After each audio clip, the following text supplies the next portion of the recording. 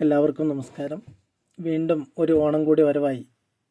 തമിഴ്നാട് സമിതി എന്ന ശക്തമായ ഫൗണ്ടേഷൻ്റെ കീഴിൽ ഈ വർഷത്തെ ഓണാഘോഷം നമ്മൾ ഓൺലൈനിലൂടെ ആഘോഷിക്കുകയാണ്.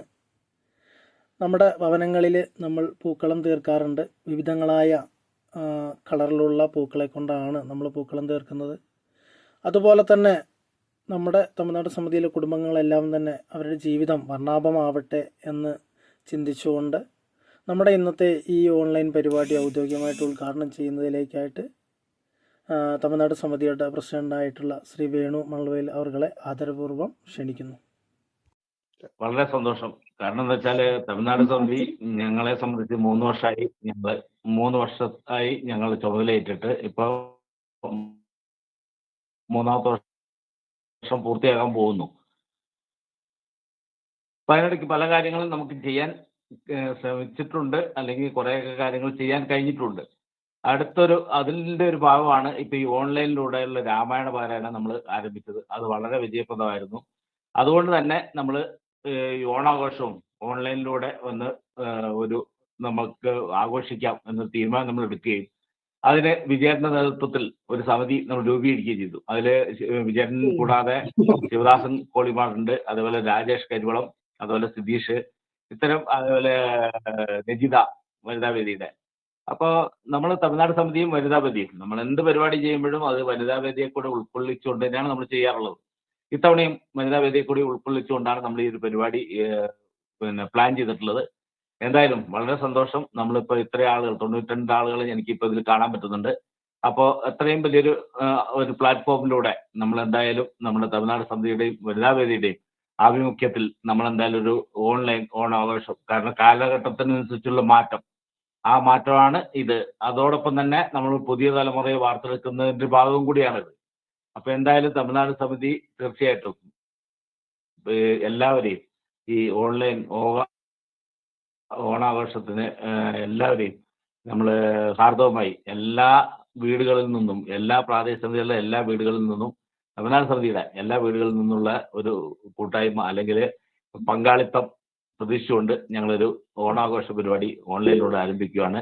അതിന് എല്ലാവരുടെയും സഹകരണം ഉണ്ടാകണം എന്ന് പ്രതീക്ഷിച്ചുകൊണ്ട് അല്ലെങ്കിൽ അഭ്യർത്ഥിച്ചുകൊണ്ട് നിർത്തുന്നു. നന്ദി, നമസ്കാരം.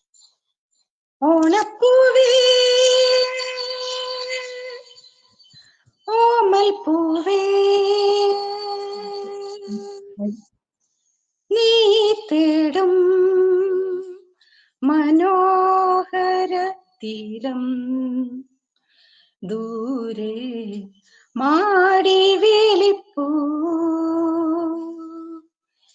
ഇതാ ഇതാ ഇതാ. ഓണപ്പൂവേ പൂവേ പൂവേ ഓമൽ പൂവേ പൂവേ പൂവേ നീ തേടും മനോഹര തീരം, ദൂരെ മാടി വിളിപ്പൂ ഇതാ ഇതാ ഇതാ. അന്തർദാഹ സംഗീതമായി സന്ധ്യാ പുഷ്പ സൗരഭമായി, അന്തർദാഹ സംഗീതമായി സന്ധ്യാ പുഷ്പ സൗരഭമായി, അനുഭൂതികൾ പൊന്നിതളിതളായി അഴകിൽ വിരിയും തീരമിത. ഓണപ്പൂവേ പൂവേ പൂവേ ഓമൽ പൂവേ പൂവേ പൂവേ നീ തേടും മനോഹര തീരം, ദൂരെ മാടി വിളിപ്പൂ ഇതാ ഇതാ ഇതാ. വിണ്ണിൽ ദിവ്യ ശംഖോലികൾ, മണ്ണിൽ സ്വപ്നമഞ്ജരികൾ, വിണ്ണിൽ ദിവ്യ ശംഖോലികൾ, മണ്ണിൽ സ്വപ്നമഞ്ജരികൾ, കവിതൻ ശാരിക കളമൊഴിയാൽ നറുതേൻ ചൊരിയും തീരമിത. ഓണപ്പൂവേ പൂവേ പൂവേ ഓമൽ പൂവേ പൂവേ പൂവേ തേടും മനോഹര തീരം ദൂരെ മാടി വിളിപ്പൂ ഇതാ ഇതാ ഇതാ വില്ലും വീണ പൊൻതൊടിയും പുള്ളോർ പെണ്ണിൻ മൺകുടവും വില്ലും വീണ പൊൻതൊടിയും പുള്ളോർ പെണ്ണിൻ മൺകുടവും സ്വരരാഗങ്ങളിൽ ഉരുകി വരും അമൃതം പകരും തീരമിത ഓണപ്പൂവേ പൂവേ പൂവേ ഓമൽ പൂവേ പൂവേ പൂവേ നീ തേടും മനോഹര തീരം ദൂരെ മാടി വിളിപ്പൂ ഇതാ ഇതാ ഇതാ. Thank you. ഓണത്തിന്റെ സകല എന്താ പറയാ മാത്മരീതിയും ശബ്ദത്തിൽ ആവാഹിച്ച് അല്പസമയം നന്നേ ആ ഓണക്കാലത്തിന്റെ പൂർണ്ണമായ വൈഭവത്തിലേക്ക് എത്തിച്ച ഒരു ഗായിക. അതിനെ തുടർന്ന് എന്താ പറയാ എന്തെങ്കിലും പറയണമെന്നില്ലാതെ എനിക്ക് തോന്നുന്നു. അത്രമാത്രം മനോഹരമായി നമ്മുടെ ഈ ഓണരാവിനെ ധന്യമാക്കി കഴിഞ്ഞിട്ടുണ്ട്. ഇന്ന് പരിപാടിയിലുള്ള നമ്മുടെ തമിഴ്നാട് സമിതിയുടെ അധ്യക്ഷൻ വേണുഗോപാൽ, അതോടൊപ്പം തന്നെ ഉപാധ്യക്ഷൻ വിജയേട്ടൻ, പിന്നെ കോർഡിനേറ്റർ ശിവദാസൻജി, രജിത, രാജേഷ്, സിതീഷ്, രാജീവ്, അങ്ങനെ എല്ലാവർക്കും, അതോടൊപ്പം തന്നെ സർവോപരി ഞാൻ എന്നും ഏറെ സ്നേഹത്തോടെയും ബഹുമാനത്തോടെയും കാണുന്ന അശോകേട്ടൻ കടലി, ഇവരുടെയൊക്കെ നിറഞ്ഞ സാന്നിധ്യത്തിലാണ് നമ്മൾ അല്പനേരം ഓണത്തിന്റെ ചില കാര്യങ്ങളുമായി ചിന്തിക്കാനിരിക്കുന്നത്. ഒരു ശ്രമം നടത്തി നോക്കുകയാണ്. ഓണം എന്നുള്ളത് മലയാളക്കരയെ മുഴുവൻ എല്ലാ അർത്ഥത്തിലും ആനന്ദദായകമാക്കുന്ന ഒരു ആഘോഷമാണ്. ഞാൻ മലയാളക്കര എന്ന് ഉദ്ദേശിച്ചത് പരശുരാമനാൽ സൃഷ്ടിക്കപ്പെട്ട നമ്മുടെ കേരളത്തിന്റെ ഭൂപ്രദേശം എന്നല്ല. മലയാളി എവിടെയൊക്കെ അധിവസിക്കുന്നുവോ ആ പ്രദേശത്തെ മുഴുവൻ, ലോകത്തിന്റെ എല്ലാ ഭാഗത്തെയും ഉൾപ്പെടുത്തിക്കൊണ്ടാണ് മലയാളക്കര എന്നുള്ള പദം കൊണ്ട് ഞാൻ വിവക്ഷിക്കുന്നത്. അതുകൊണ്ട് തന്നെ അവിടെയുള്ള മുഴുവൻ ആളുകളും, പണ്ഡിതനാവട്ടെ, പാമരനാവട്ടെ, ദരിദ്രനാവട്ടെ, പിന്നെ സമ്പന്നനാവട്ടെ, എന്താ പറയുക, ജാതീയമായ ചിന്തകളിൽ വേറിട്ട് നിൽക്കുന്ന പല വിഭാഗങ്ങളിൽപ്പെട്ടവരാകട്ടെ, എല്ലാവരുടെയും ഉള്ളിൽ അതിൻ്റെതായ ഒരു തനിമയും അല്ലെങ്കിൽ അവർ അവരുടേതായ പരിമിതിയിൽ നിന്നുകൊണ്ട് തന്നെ ഈ ഓണത്തെ തങ്ങളിലേക്ക് ആവാഹിച്ച് തങ്ങളുടെ ഉത്സവമാക്കി മാറ്റാറുണ്ട്. അത് പിന്നെ വിശ്വാസത്തിന്റെ ഭാഗത്ത് നിന്ന് ചിന്തിക്കുകയാണെങ്കിൽ അങ്ങനെ, അതല്ല നാസ്തിക സ്വഭാവമുള്ള ആളുകളാണെങ്കിൽ അങ്ങനെ.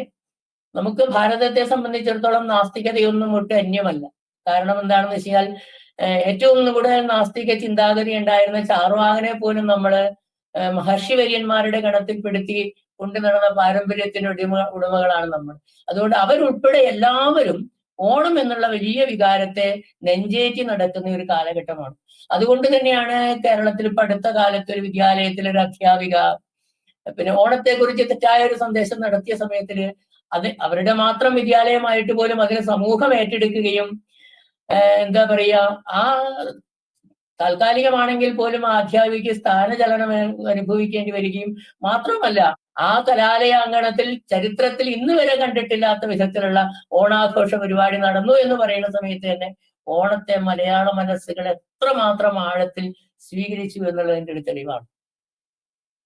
ഇനി നമുക്ക് ചിന്തിക്കുന്ന സമയത്ത് ഓണം എന്നുള്ളൊരു പേര്, വിശ്വാസം ഒരു ഭാഗത്ത് അവിടെ നിൽക്കട്ടെ, അതിന് മുൻപായിട്ട് എനിക്ക് പറയാനുള്ളത് കർഷക സമൃദ്ധിയുടെ ഒരു ഉത്സവം കൂടിയാണ്. പ്രധാനമായിട്ട് അതിലേക്ക് തന്നെ നമുക്ക് വരാം. അതായത് നമ്മൾ രണ്ടു തരത്തിലാണ് പറയാനുള്ളത്. ഒന്ന് മേടവും മറ്റൊന്ന് ചിങ്ങവും. കർഷകരുടെ കാർഷിക സംക്രമത്തിന്റെ മാസങ്ങളായിട്ടാണ്. മേടമാസത്തിൽ കഴിഞ്ഞാൽ, സംക്രമണം കഴിഞ്ഞാൽ ഉടൻ തന്നെ നമ്മൾ വിത്തിടുകയും മറ്റുള്ള കൃഷിയുമായി ബന്ധപ്പെട്ട കാര്യങ്ങളിലൊക്കെ പോവുകയും ചെയ്യുന്നു. അതിന്റെ സമൃദ്ധമായ വിളവെടുപ്പ് നമ്മൾ ആസ്വദിക്കുകയും അനുഭവിക്കുകയും ചെയ്യുന്നത് ചിങ്ങത്തിലെ കാലഘട്ടവുമാണ്. അപ്പൊ ആ ചിങ്ങമാസത്തിൽ കാർഷിക വൃത്തിയിൽ നമ്മൾ എന്താ പറയുക കൃഷി ചെയ്തുണ്ടാക്കുന്ന വിഭവങ്ങളെല്ലാം അത് നിറഞ്ഞു കാണുന്ന കർഷകന്റെ മനസ്സിൽ ഒരു ആനന്ദമുണ്ട്. അടുത്തൊരു വർഷത്തേക്ക് തന്റെ കരുതലിന്റെ തുടക്കമായി കാണുന്ന ഒരു വലിയ ആനന്ദമുണ്ട്. ആ ആനന്ദം തന്നെയാണ് കാർഷിക ഉത്സവമായിട്ട് ഓണത്തെ നമ്മുടെ മുന്നിലേക്ക് അവതരിപ്പിക്കുന്നത്. അതൊരു ഓണം കൃഷിയുടെ ഉത്സവമാണ്. മാത്രമല്ല ഓണക്കാലഘട്ടത്തില് നമ്മുടെ പ്രകൃതിയിൽ കാണുന്ന സകല ചരാചരങ്ങളെയും നമ്മൾ ഓണത്തോട് ചേർത്ത് പറയാറുണ്ട്. ഓണത്തുമ്പി, ഓണപ്പാട്ട്, ഓണക്കളി, എന്ന് വേണ്ട എല്ലാം, ഓണസദ്യ, നമ്മൾ ഓണക്കൊടി, ധരിക്കുന്ന വസ്ത്രത്തെ, കഴിക്കുന്ന ഭക്ഷണത്തെ, ചുറ്റുപാടും കാണുന്ന പൂക്കളെ, എല്ലാത്തിനെയും ഓണവുമായി ബന്ധപ്പെടുന്നു. ഇത്രമാത്രം ഓണവുമായിട്ട് സമൂഹത്തെ, പ്രകൃതിയെ ബന്ധപ്പെടുത്തിയ മറ്റൊരു ഉത്സവത്തെയും നമുക്ക് കാണാനും സാധിക്കില്ല. അങ്ങനെ എന്തുകൊണ്ടും മലയാള മനസ്സുകൾക്ക്, മലയാള ജനതയ്ക്ക് മുഴുവൻ ഓണം ഇന്ന് എല്ലായിടത്തും, ലോകത്തിന്റെ വിവിധ ഭാഗങ്ങളിലുള്ള എല്ലാവർക്കും ഓണം എന്നത് വലിയൊരു സന്തോഷത്തിന്റെ ഒരു ഉത്സവമാണ്. അതിൽ ഞാൻ നേരത്തെ പറഞ്ഞ മാതിരി ഭേദവ്യത്യാസങ്ങളില്ല, ഭേദചിന്തകളില്ല. എല്ലാവർക്കും അവരുടേതായ രീതിയിൽ നിന്നുകൊണ്ട് ഓണത്തെ കാണാനും എന്താ പറയുക ആഘോഷിക്കാനും സാധിക്കുന്നുണ്ട്.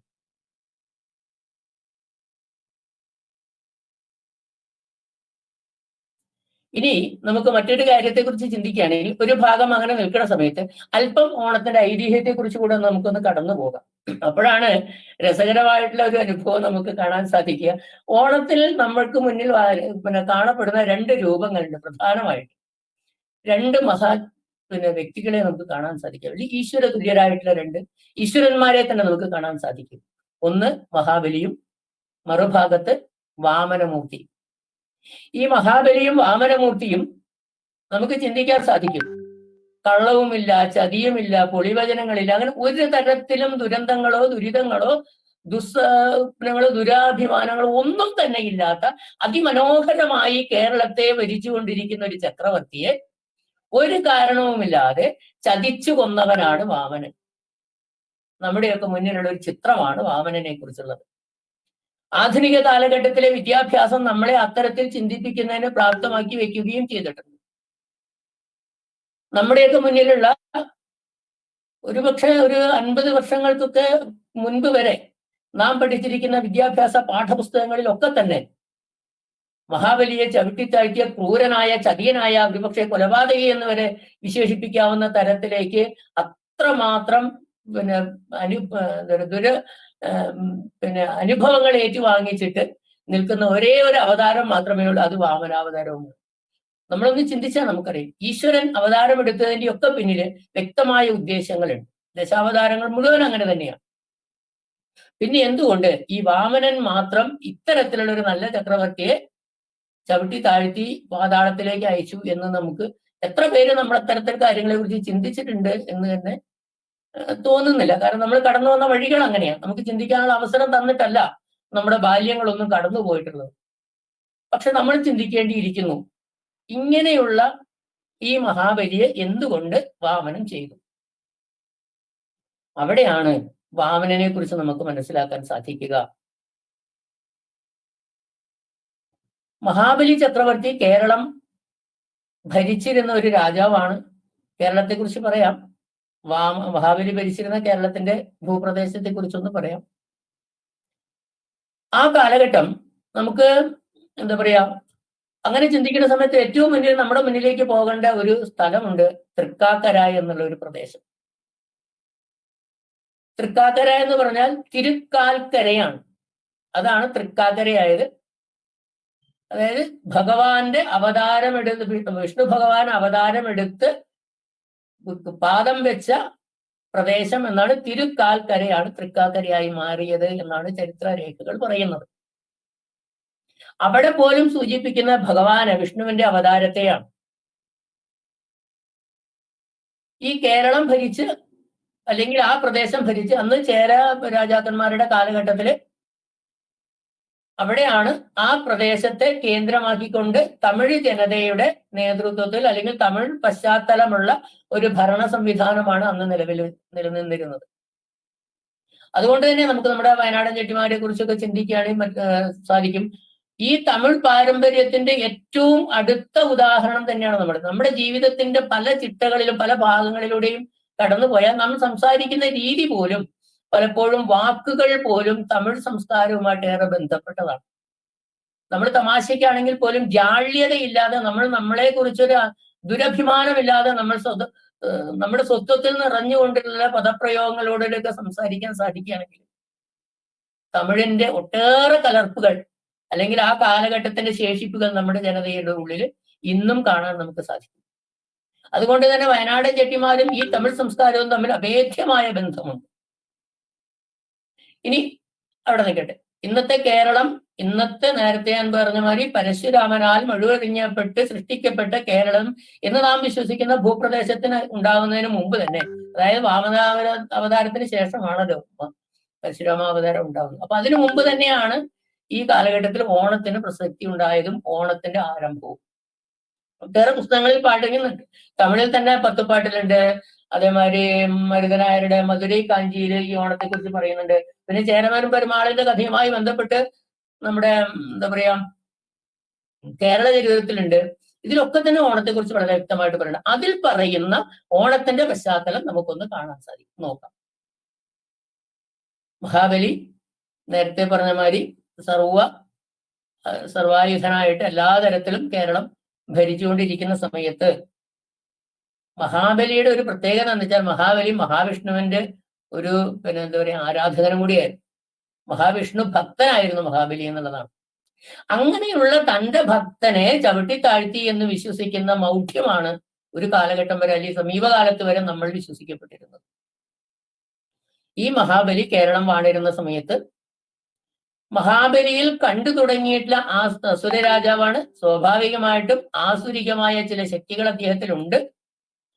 അത് കണ്ടു തുടങ്ങിയ സമയത്ത് ദേവന്മാരെല്ലാവരും മഹാവിഷ്ണുവിനെ കണ്ട് കാര്യങ്ങൾ പറയുകയും ഒക്കെ ചെയ്തപ്പോഴും മഹാവിഷ്ണു തന്റെ ഭക്തനെ കുറിച്ച് തനിക്ക് ഉത്തമ ബോധ്യം വരാതെ വിശ്വസിക്കില്ല എന്ന് ഉറച്ച മനസ്സുള്ളത് കൊണ്ട് തന്നെ എന്തായാലും വേണ്ടില്ല, തന്റെ ഭക്തനെ ഒന്ന് പോയി കാണാം എന്ന് തീരുമാനിക്കുകയാണ്. അങ്ങനെയാണ് വാമനൻ മഹാവിഷ്ണു വാമനന്റെ അവതാരം എടുത്ത് ഭൂമിയിലേക്ക് വരുന്നത്. കഥകൾ നമുക്ക് എല്ലാവർക്കും അറിയുന്നതുകൊണ്ട് കഥകളിലെ ആഴത്തിലേക്ക് കൂടുതലായിട്ട് ചെല്ലുന്നില്ല. അങ്ങനെ അവതാരം എടുത്ത് ഭൂമിയിലേക്ക് വന്ന വാമനൻ മഹാബലിയെ കാണുന്നു. അദ്ദേഹം യാഗം നടക്കുന്ന സമയത്താണ് ഇവിടേക്ക് ചെല്ലുന്നു. ഒരു ചെറിയ വാമന രൂപത്തിലാണ്, വടുവിന്റെ രൂപത്തിലാണ് ചെല്ലുന്നത്. കണ്ട സമയത്ത് തന്നെ കടന്നു വരുന്ന വടുവിനെ സ്വീകരിച്ചിരുത്തി അങ്ങേക്ക് എന്താണ് വേണ്ടത് എന്നതിനെ കുറിച്ച് ആരായുന്നു. എല്ലാ കാര്യങ്ങളും സംസാരിക്കുന്നു. വേണ്ട യഥോവിധം സ്വീകരിച്ചിരുത്തുന്നു. അപ്പൊ ആവശ്യപ്പെടുന്ന അനുസരിച്ച് എനിക്ക് 3 അടി മണ്ണ് മാത്രമേ വേണ്ടൂ എന്ന് ആവശ്യപ്പെടുകയാണ്. ഇത് കേട്ട ഉടൻ തന്നെ മഹാബലിയുടെ അടുക്കൽ ചെന്ന് ഗുരു പറയുന്നുണ്ട്, അപകടമാണ്, മുന്നിൽ വന്നിരിക്കുന്നതാണ് എന്ന് സൂചന കൊടുക്കുന്നുണ്ട്. പക്ഷെ അതൊന്നും മഹാബലി സ്വീകരിക്കാൻ തയ്യാറല്ല. അദ്ദേഹം പറയുന്നു, ഞാൻ 3 അടി മണ്ണ് നിങ്ങൾക്ക് തരാം, പക്ഷെ ഒരൊറ്റ കാര്യമുണ്ട്, എന്റെ അടുത്ത് 3 അടി മണ്ണ് സ്വീകരിച്ചതിന് ശേഷം അങ്ങ് പോകുന്ന സമയത്ത്, പുറത്തേക്ക് പോകുന്ന സമയത്ത് മറ്റാരുടെയെങ്കിലും കയ്യിൽ നിന്ന് ഇതിനേക്കാൾ വിലപ്പെട്ട സമ്മാനങ്ങൾ, വീട് വെക്കാൻ ആവശ്യമുള്ള സ്ഥലങ്ങള്, വീട്, സ്വർണ്ണാഭരണം, മറ്റുള്ള കാര്യങ്ങളൊക്കെ സ്വീകരിക്കുന്നത് അതെനിക്ക് ഏറ്റവും വലിയ കുറച്ചിലാണ്. കാരണം ഞാൻ ഈ നാട്ടിന്റെ രാജാവാണ്. താൻ അറിയാതെ തന്നിലേക്ക് കടന്നുകൂടിയ അഹങ്കാരത്തിന്റെ ശബ്ദമാണ് മഹാബലിയിലൂടെ പുറത്തു വന്നത് എന്ന് മനസ്സിലാക്കിയ മഹാവിഷ്ണു കേരളത്തിൽ എക്കാലത്തും മഹാബലിയുടെ നാമം ഉച്ചരിക്കപ്പെടണം, ഓർമ്മിക്കപ്പെടണം എന്ന് തന്റെ ഭക്തനെ കുറിച്ച് മഹാവിഷ്ണുവിന് നല്ലൊരു കാഴ്ചപ്പാടുമുണ്ട്. ഉടൻ തന്നെയാണ് അവിടെയാണ് തീരുമാനം ഉണ്ടാവുന്നത്. വേണ്ട, എനിക്ക് 3 അടി മണ്ണ് മതി. അങ്ങനെ 1 അടിയും 2 അടിയും കടന്നു കഴിഞ്ഞു.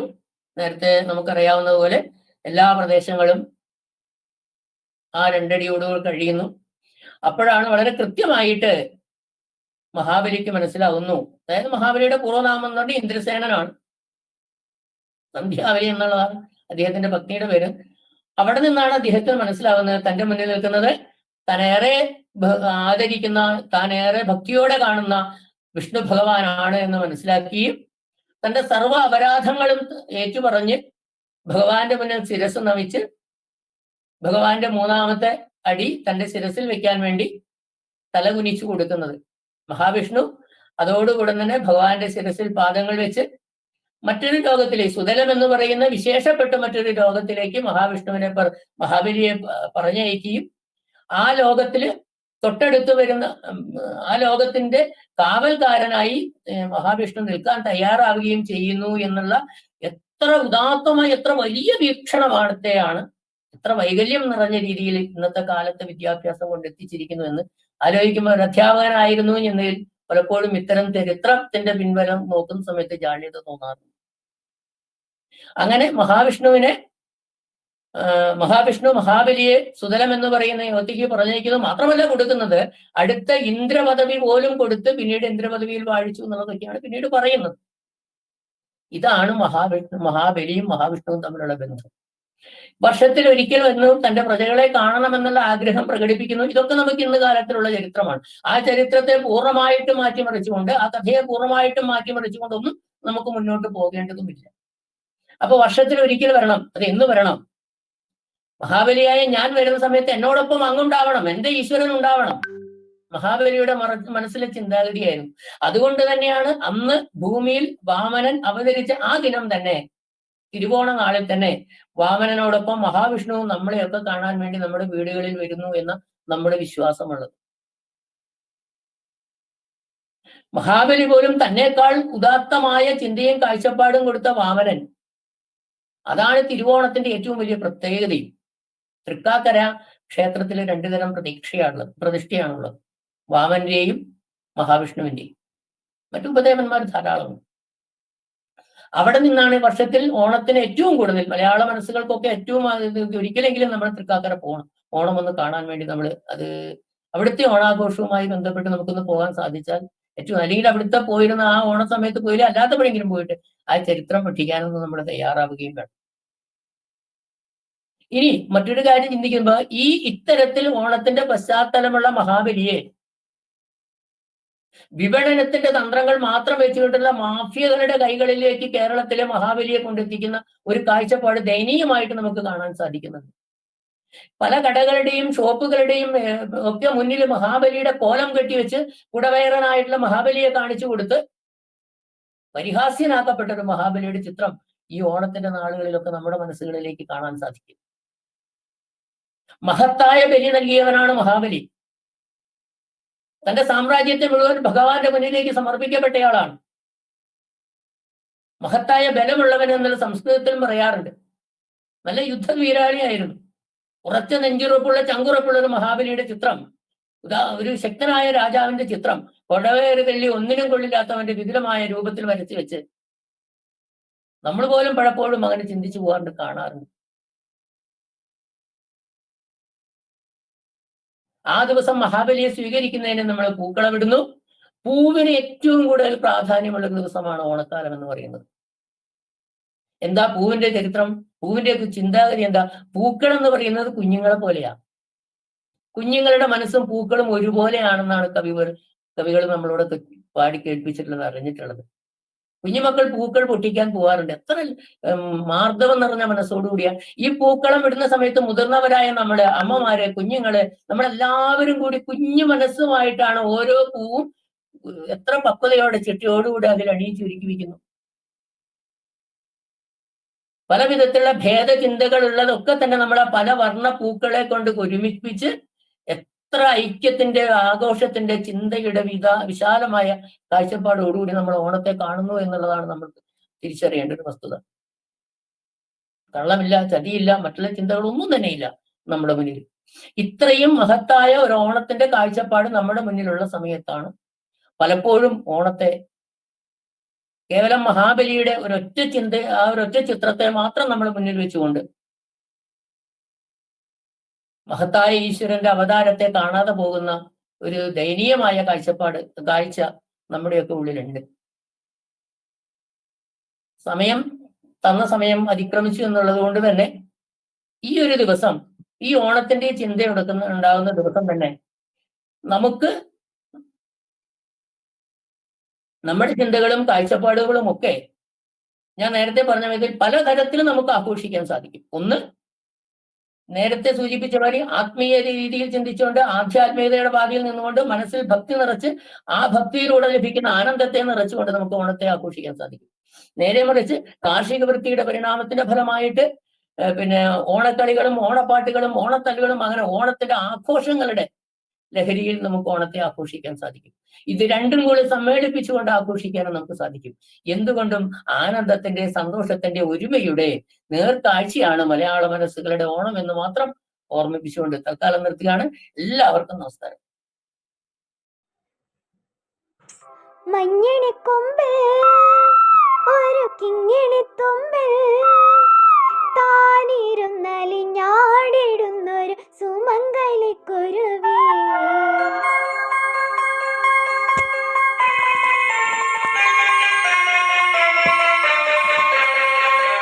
ഇണയെവിടെ തുണയെവിടെ, ഇണയെവിടെ തുണയെവിടെ സിന്ദൂരക്കുരുവി. മഞ്ഞണിക്കൊമ്പിൽ ഒരു കിങ്ങിണിത്തുമ്പിൽ താനിരുന്നലിഞ്ഞാടിടുന്നൊരു സുമംഗലിക്കുരുവി. ഇണയെവിടെ തുണയെവിടെ, ഇണയെവിടെ തുണയെവിടെ സിന്ദൂരക്കുരുവി. മഞ്ഞണിക്കൊമ്പിൽ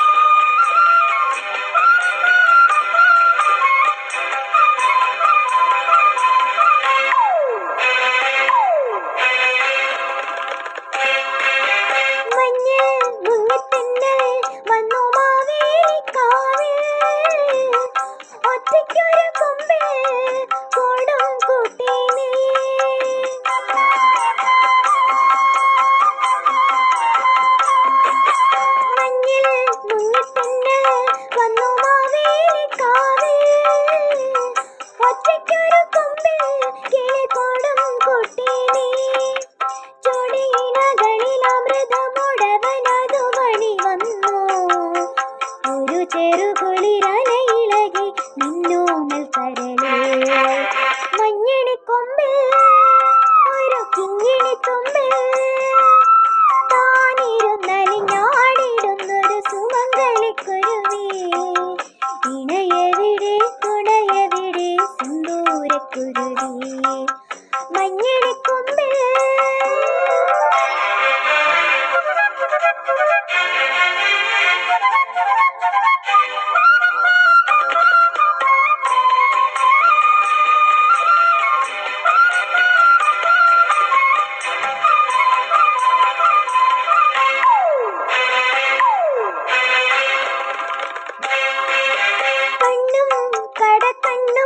കഥ കൈമാറും നേരം സിരകളിലെങ്ങോ കല്യാണമേളം.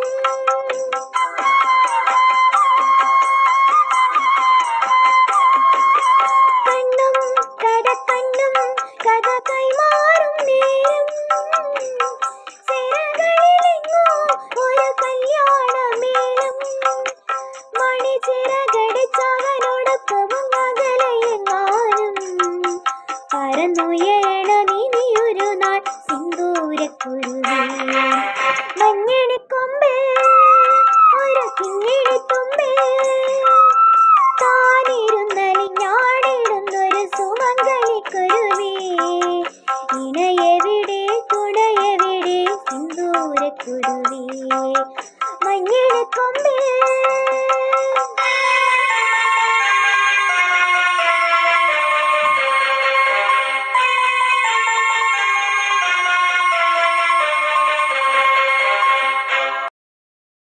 എല്ലാവർക്കും ഓണാശംസകൾ. 2 വരിയാണ്. മാറ്റിക്കോട്ടെ.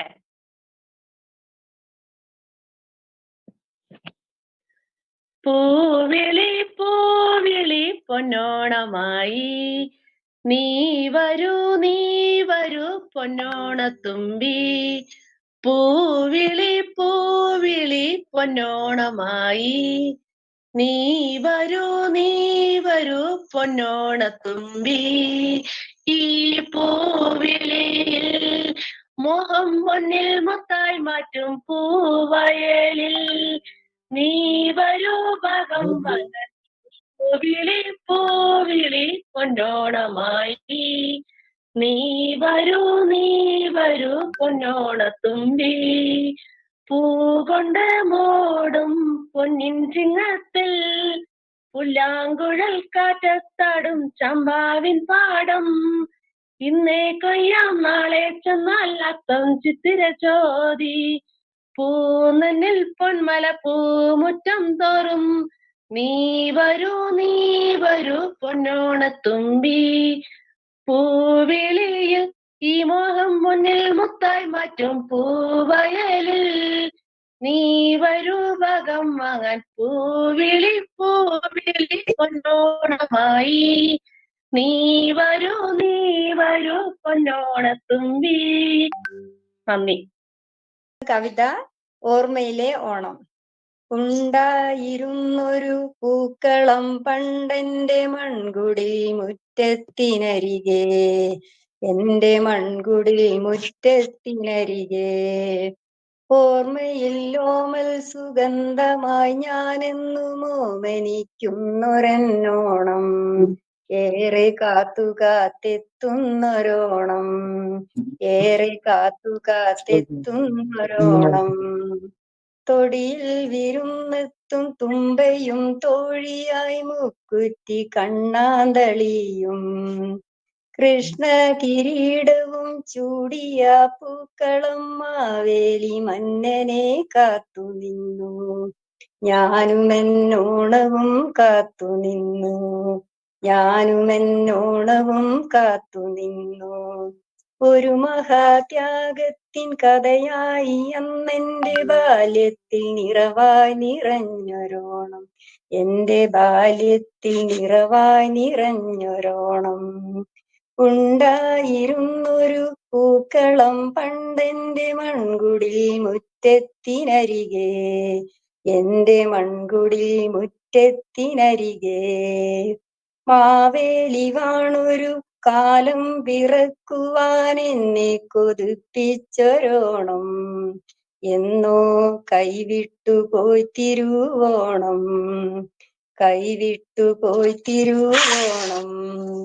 ഒരു തൂശനിലയിൽ നിറഞ്ഞൊരു സദ്യതൻ രുചിമേളം നാവിൽ പടർന്നൊരോണം, ആശിച്ചു കിട്ടിയ പുത്തനുടുപ്പിന്റെ നിറമേഴും കണ്ണിൽ നിറഞ്ഞൊരോണം, ഏറെ നന്മകൾ ഊട്ടിയ നല്ലൊരോണം, ഏറെ നന്മകൾ ഊട്ടിയ നല്ലൊരോണം.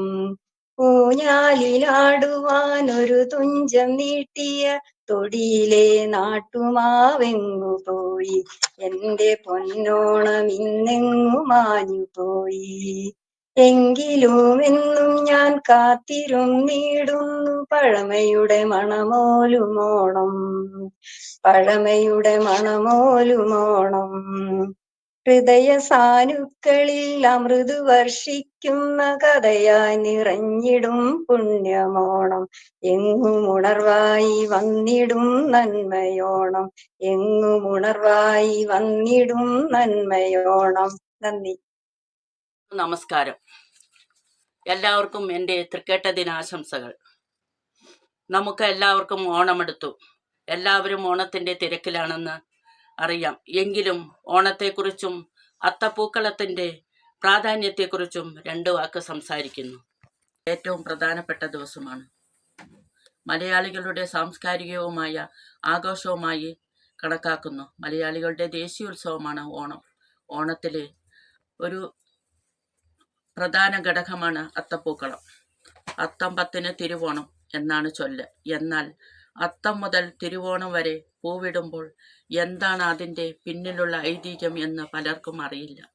അത്തം സൂര്യദേവന്റെ ജന്മനാളാണ്. അത്തം മുതലുള്ള എല്ലാ പൂക്കളങ്ങളിലും തുമ്പയും മുക്കുറ്റിയും പ്രധാന ഇനങ്ങളാണ്. ചിത്തിരപ്പൂക്കളത്തിൽ പ്രാധാന്യം വെളുത്ത പുഷ്പങ്ങൾക്കാണ്. ചോതിനാളിൽ പൂക്കളം മുക്കുറ്റിയിൽ നിറയണം. വിശാഖത്തിനു വൃത്താകൃതിയിൽ പൂക്കൾ ഇടകലർത്തിയാണ് കളമൊരുക്കുക. അനിഴത്തിനു പൂക്കളം 5 നിറത്തിലുള്ള പൂക്കൾ കൊണ്ട് 5 വരിയായി നിർമ്മിക്കണം. തൃക്കേട്ടയ്ക്ക് പൂക്കളം 6 നിറത്തിലുള്ള പൂക്കൾ കൊണ്ടാവണമെന്നാണ് വിശ്വാസം. മൂലത്തിനു മൂടുവോളം പൂ എന്നാണ് പറയുക. പൂരാടത്തിനു പൂരപ്പറമ്പ് വരെ നീളുന്ന പൂക്കളമാണ്. കാക്കപ്പൂവ് പ്രധാനവുമാണ്. ഉത്രാട നാളിൽ സമൃദ്ധമായി പൂക്കൾ കൊണ്ട് പൂക്കളം ഒരുക്കുന്നു. തിരുവോണ നാളിൽ തൃക്കാക്കരയപ്പന്റെ വരവുമായി. പണ്ട് നാട്ടുപൂക്കളായിരുന്നു പൂക്കളത്തിൽ. മഹാബലിയുടെ ഇഷ്ടപ്പൂവാണ് തുമ്പ.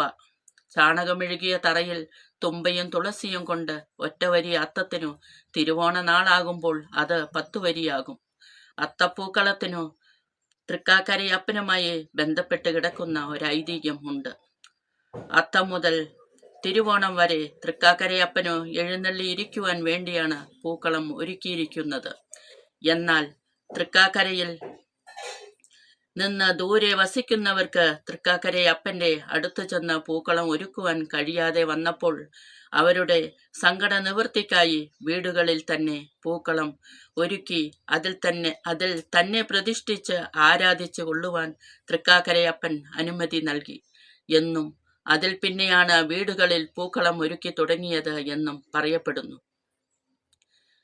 മഹാവിഷ്ണുവിന്റെ അവതാരമായ വാമന ചക്രവർത്തിയായിരുന്ന മഹാബലിയെ കൊണ്ടുപോയി തന്റെ പ്രജകളെ കാണാൻ വർഷത്തിൽ ഒരു ദിവസം ഭൂമിയിലേക്ക് എഴുന്നള്ളാൻ ചക്രവർത്തിക്ക് വാമനൻ അനുമതി നൽകുകയും അതിൽ പ്രകാരം ചിങ്ങമാസത്തിലെ തിരുവോണ നാളിൽ എഴുന്നള്ളുന്ന മാവേലിയെ സ്വീകരിക്കാൻ പൂക്കളം ഒരുക്കുന്നതെന്നും കരുതപ്പെടുന്നു. മലയാളികളുടെ ജീവിതത്തിലെ ഈ വർഷത്തെ ഓണക്കാലത്തിന്റെ ആരംഭം എല്ലാവർക്കും ഐശ്വര്യത്തിന്റെയും സമ്പൽ സമൃദ്ധിയുടെയും ഓണക്കാലം ആയിരിക്കട്ടെ എന്ന് ഹൃദയപൂർവ്വം ആശംസിക്കുന്നു. നന്ദി, നമസ്കാരം. എല്ലാവർക്കും നമസ്കാരം. ഒരു ഓണപ്പാട്ടാണ് പാടാൻ വന്നത്. തിരുവോണപ്പുലരിതൻ തിരുമുൽ കാഴ്ച വാങ്ങാൻ തിരുമുറ്റമണിഞ്ഞൊരുങ്ങി തിരുമേനി എഴുന്നള്ളും സമയമായി ഹൃദയങ്ങൾ അണിഞ്ഞൊരുങ്ങി ഹൃദയങ്ങൾ അണിഞ്ഞൊരുങ്ങി തിരുവോണപ്പുലരിതൻ തിരുമുൽ കാഴ്ച വാങ്ങാൻ തിരുമുറ്റമണിഞ്ഞൊരുങ്ങി തിരുമേനി എഴുന്നള്ളും സമയമായി ഹൃദയങ്ങൾ അണിഞ്ഞൊരുങ്ങി ഹൃദയങ്ങൾ അണിഞ്ഞൊരുങ്ങി ഉത്രാടപ്പൂക്കുന്നിന്നുച്ചിയിൽ പൊൻവെയിൽ ഇത്തിരി പൊന്നുരുക്കി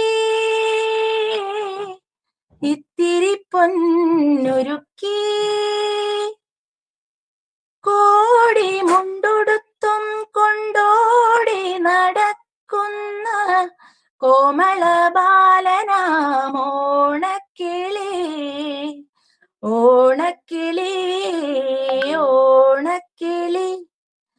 തിരുവോണപ്പുലരിതൻ തിരുമുൽ കാഴ്ച വാങ്ങാൻ തിരുമുറ്റമണിഞ്ഞൊരുങ്ങി തിരുമേനി എഴുന്നള്ളും സമയമായി ഹൃദയങ്ങൾ അണിഞ്ഞൊരുങ്ങി ഹൃദയങ്ങൾ അണിഞ്ഞൊരുങ്ങി കാവിലെ പൈങ്കിളി പെണ്ണുങ്ങൾ കൈകൊട്ടി പാട്ടുകൾ പാടിടുന്നു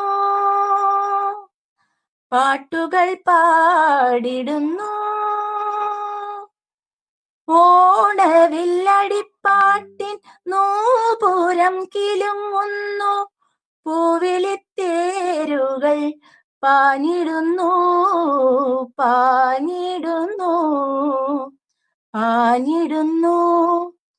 തിരുവോണപ്പുലരിതൻ തിരുമുൽ കാഴ്ച വാങ്ങാൻ തിരുമുറ്റമണിഞ്ഞൊരുങ്ങി തിരുമേനി എഴുന്നള്ളും സമയമായി. ഹൃദയങ്ങൾ അണിഞ്ഞൊരുങ്ങി ഒരുങ്ങി, ഹൃദയങ്ങൾ അണിഞ്ഞൊരുങ്ങി. Thank you. അമ്മ വസുന്ധര തലവുമേന്തി പൊന്മകനെ വരവേൽക്കുവാൻ നിന്നു. അമ്മ വസുന്ധര തലവുമേന്തി പൊന്മകനെ വരവേൽക്കുവാൻ നിന്നു. കുഞ്ഞു സുമങ്ങൾ സന്താനങ്ങൾ, കുഞ്ഞു സുമങ്ങൾ സന്താനങ്ങൾ കണ്ണു തിരുമ്മിയുണർന്നേ നിന്നു. ആവണിപ്പുടവ ചാത്തിയെത്തുന്ന ഭൂമിദേവി നിൻ പുഞ്ചിരി അഴകിലഴകു ചേർന്നൊഴുകും അധിക സുഖമോ. വരുമകനു നിരമെഴുതി ഗന്ധർവ സംഗീതയാമം. ഉഷസന്ധ്യാംബരം തുടുത്ത നേരം വിന്ധ്യാവലി പതിക്കേകുവാൻ സ്വർണത്താമ്പാലത്തിൽ പുഷ്പഹാരം ചങ്കസൂര്യകിരണ പുഷ്പിഹാരം ഗന്ധർവ സംഗീതയാമം.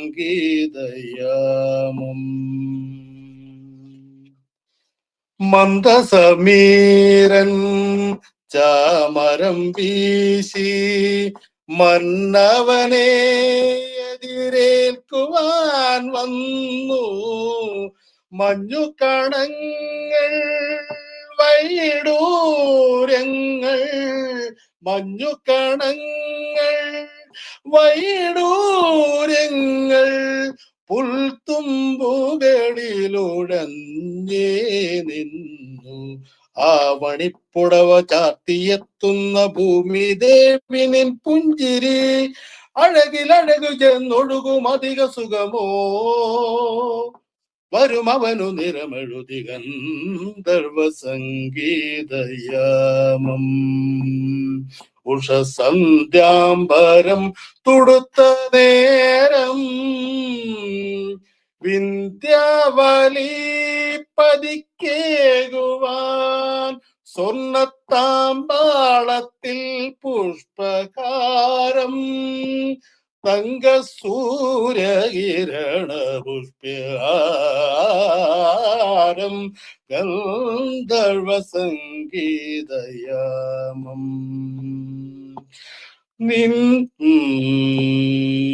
നിന്നെ അണിയിക്കാൻ താമര നൂലിനാൽ ഞാനൊരു പൂത്താലി തീർത്തു വെച്ചു.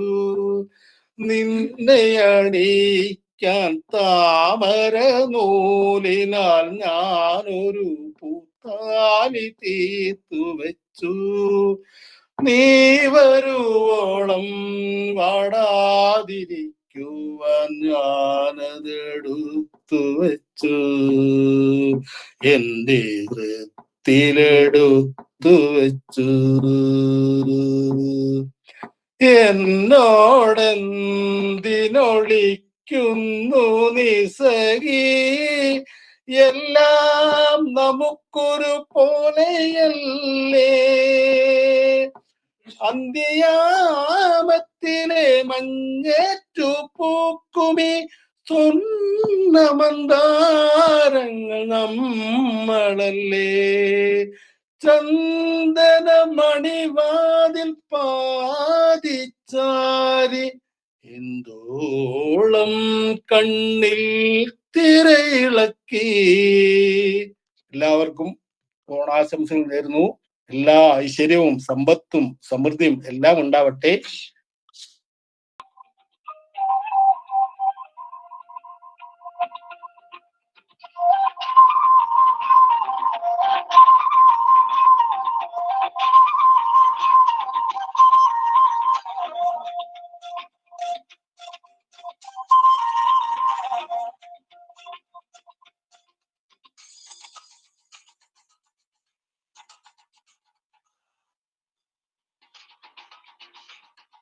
അത്തിന്തോം തോം തര തിന്തിന്തോം തോം തര അത്തിന്താരോ തര തിന്തിന്താരോ അത്തിന്തോം തോം തര തിന്തിന്തോം തോം തര അത്തിന്താരോ തര തിന്തിന്താരോ മുല്ലപ്പൂ ചൂടിക്കളിക്കുന്ന ബാലനെനിക്കൊരു മാലയ്ക്കു തരാമോ അത്തിന്തോം തോം തര തിന്തിന്തോം തോം തര അത്തിന്താരോ തര തിന്തിന്താരോ മുല്ലപ്പൂ ചൂടിക്കളിക്കുന്ന ബാലനെനിക്കൊരു മാലയ്ക്കു തരാമോ അത്തിന്തോം തോം തര തിന്തിന്തോം തോം തര അത്തിന്താരോ തര തിന്തിന്താരോ ഇന്നത്തെ പൂവെല്ലാം മൊട്ടായി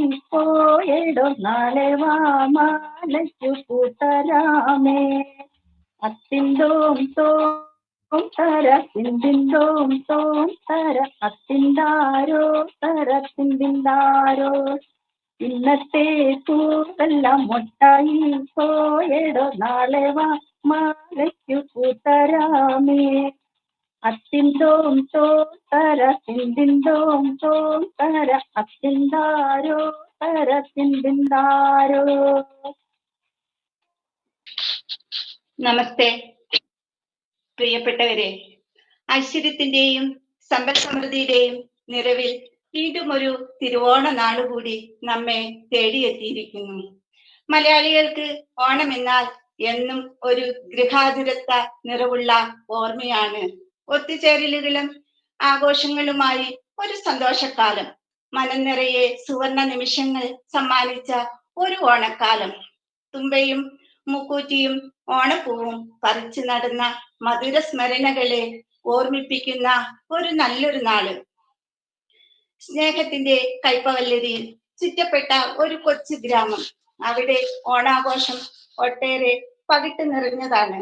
ഞങ്ങളുടെ വീടിന്റെ അടുത്തുള്ള നാരായണി അടുത്തിയും 6 മക്കളും മാമന്മാരുടെ മക്കളും കൂടി ചേർന്ന ഒരു ഉത്സവമാണ് ഓണം. എന്നിരുന്നാൽ കൂടിയും ദാരിദ്ര്യത്തിന്റെയും കഷ്ടപ്പാടിന്റെയും ഇല്ലായ്മയുടെയും ഒരു കാലം കൂടിയാണ്. നാരായണി അടുത്തിയുടെ വീടിന്റെ മുറ്റത്ത് മനോഹരമായി വിരിഞ്ഞു നിൽക്കുന്ന പൂക്കളും റോഡിന്റെ ഓരത്തെ കൊങ്ങിണിപ്പൂക്കളും ഞങ്ങൾക്ക് കൂടി അവകാശപ്പെട്ടതാണ്. ഒരു സൗന്ദര്യം എല്ലാവരെയും സ്നേഹിക്കുന്ന ആളുകളാണ്. ഒരു ഓണക്കാലത്ത് നീലക്കുറുക്കൻ എന്ന സിനിമ കാണാൻ ഉണ്ടയും ചായയും ചെറിയ ഒരു ചമ്മലോടെ കഴിച്ചതും മായാതെ മങ്ങാതെ നേർത്ത ഒരു പുഞ്ചിരിയോടെ ഓർക്കുന്നു. ഒരു ഗ്രാമത്തിന്റെ ഭദ്രതയും സൗന്ദര്യവും ലാസ്യവും ഏറ്റവും സ്വാധീനിക്കുന്നത് പെൺകുട്ടികളെയാണ്. 16-ാം വയസ്സിൽ എന്റെ ചേച്ചിയുടെ വിവാഹം. സാമ്പത്തികം എന്ന അർത്ഥശൂന്യതയിൽ പാവം അച്ഛൻ പെട്ടുപോയി. പിന്നീടുള്ള യാത്രകൾ ഹോസ്പിറ്റലിൽ നിന്ന് ഹോസ്പിറ്റലിലേക്ക് ആയിരുന്നു. യാത്രാ സൗകര്യങ്ങൾ ഇല്ലാതിരുന്ന കാലം, പണം കിട്ടാക്കനിയായിരുന്ന സമയം. നാട്ടുകാരുടെ സഹായത്തോടെ മെഡിക്കൽ കോളേജിന്റെ വാതായനത്തിൽ പകച്ചു നിന്ന അച്ഛനും അമ്മയും. അവരുടെ മുന്നിലേക്ക് ശാരദാ മാം എന്ന പ്രൊഫസറിന്റെ സാന്നിധ്യം. പിന്നീട് പുൽക്കൊടിയിൽ നിന്ന് ജീവൻ തിരിച്ചു പിടിക്കാനുള്ള വ്യഗ്രതയിൽ നെട്ടോട്ടമോടുന്ന മാതാപിതാക്കൾ.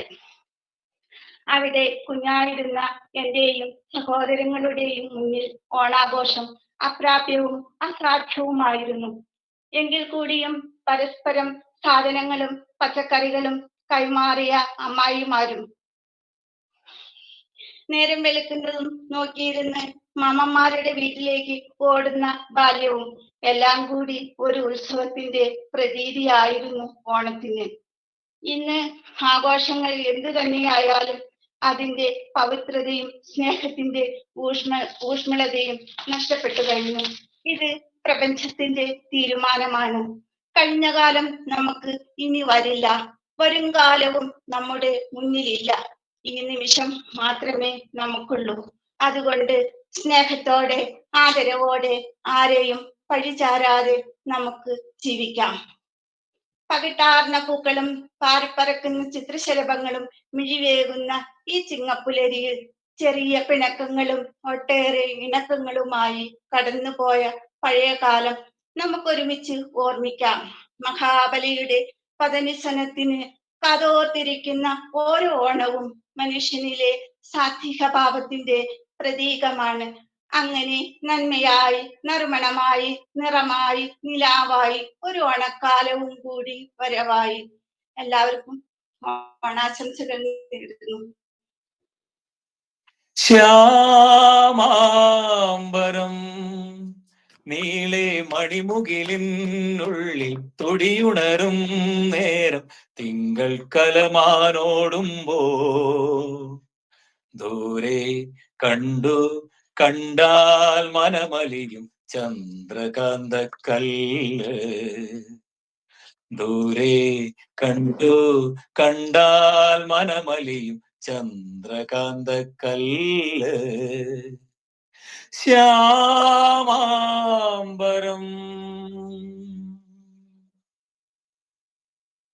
സായന്തനത്തിന്റെ കണ്ണിൽ ശ്രുതിസാഗരം തിളങ്ങി ചാരേ കൺ തുറന്നതോ സുവർണ താരകം. സ്വർഗവാതിൽ കിളി തേടി തീരാത്തേൻ മൊഴികൾ. നാദം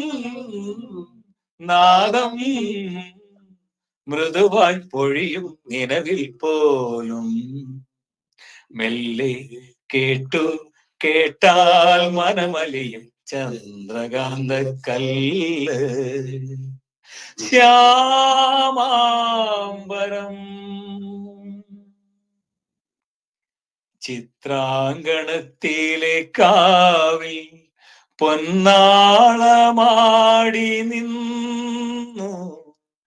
ചിത്രാങ്കണത്തിലെ കാവിൽ പൊന്നാളമാടി നിന്നു.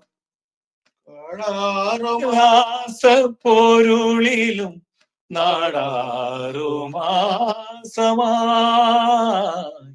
കാടാറുമാസ പൊരുളിലും നാടാറുമാസമായി പുതുമിന്നൽ കൈവള ചാർത്തി രാഗോന്മാദിനികൾ. നാദം